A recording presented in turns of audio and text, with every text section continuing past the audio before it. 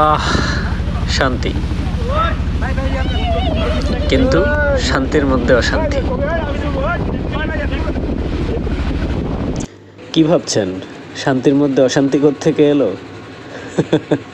বন্ধুদের সাথে ঘুরতে গেলে এমনটাই হয়, ঠিকমতো নিজেই ছবি তোলার চান্স পাওয়া যায় না, আর বাকিটা তো ইতিহাস। এক পৃথিবী আকাশ, এক পৃথিবী আয়না, দেখেই বোঝার উপায় নেই এটা কি আয়না নাকি আকাশ।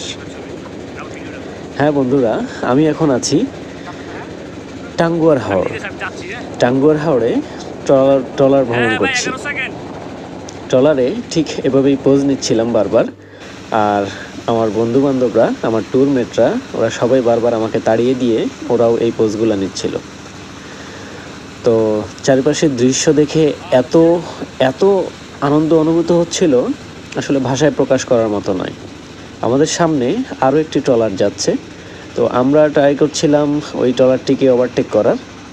তো ফাইনালি আমরা ওভারটেক করেছি।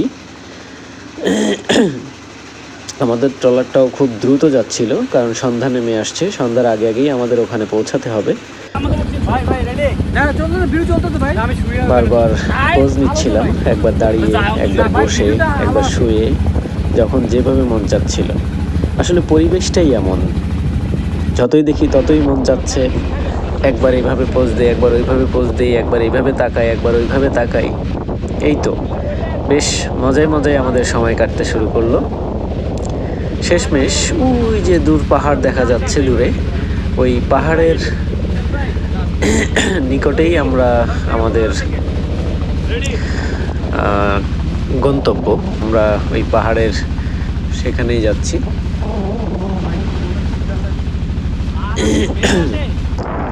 শুয়ে শুয়ে পোজ দিচ্ছি, আমাকে দেখে সবাই যার যার নিজ নিজ পোজে ছবি দিচ্ছে।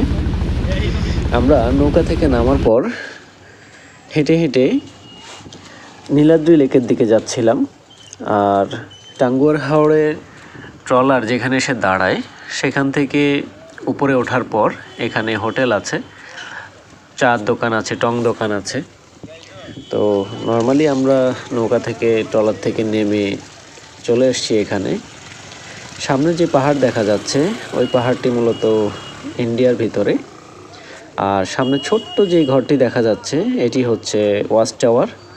এটা হচ্ছে বিএসএফের ওয়াচ টাওয়ার, আর আমরা হচ্ছে বাংলাদেশের অভ্যন্তরে। তো এই ছিল আমাদের টাঙ্গুয়ার হাওর ট্যুর। অনেক মজা করেছি, অনেক আনন্দ হয়েছে, বেশ ভালো একটা সময় কেটেছে, স্মৃতির পাতায় বাঁধাই করে রাখার মতো কিছু সময়। আজ এ পর্যন্তই। সবাই ভালো থাকবেন, সুস্থ থাকবেন। আল্লাহ হাফেজ।